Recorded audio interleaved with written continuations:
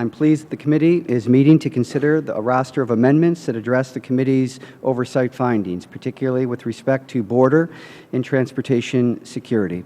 While many of the bills on the roster today are probably very familiar to the panel, there are some new bills. H.R. 2770, the Keeping Our Travelers Safe and Secure Act, was introduced by Representative Rice, the ranking member of the Transportation Security Subcommittee, in response to a disturbing Inspector General report on the maintenance of TSA's checkpoint equipment.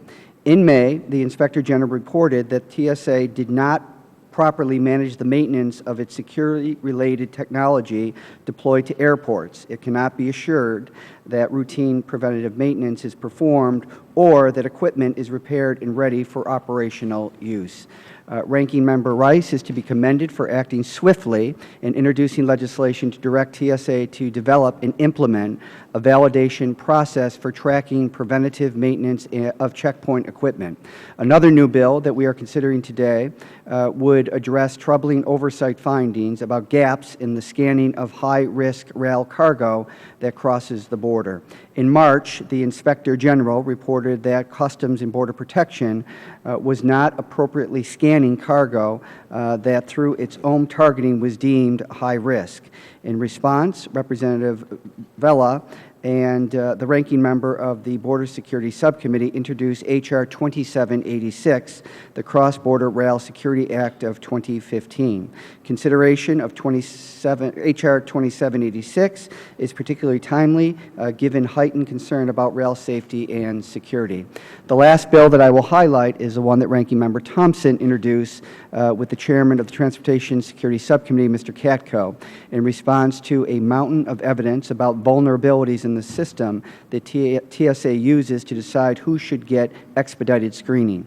TSA, which has a goal of providing expedited screening to half of the flying public, has come to rely on managed inclusion and other processes to drive traffic to expedited screening lanes. However, members of the committee have learned that through multiple GAO and Inspector General reports that these approaches are inherently risky. As such, the time has come to wind them down. Both Ranking Member Thompson and Chairman Katko support the pre-check program to provide known and vetted travelers alternative screenings so more attention can be focused on unknown travelers.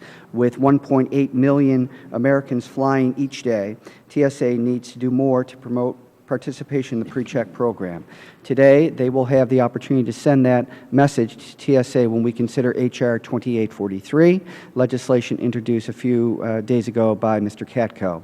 These four measures join the other 6 bills that we will be considering today for helping to further this committee's record of legislative action on oversight findings. I look forward to considering all 10 measures and yield back the balance of my time.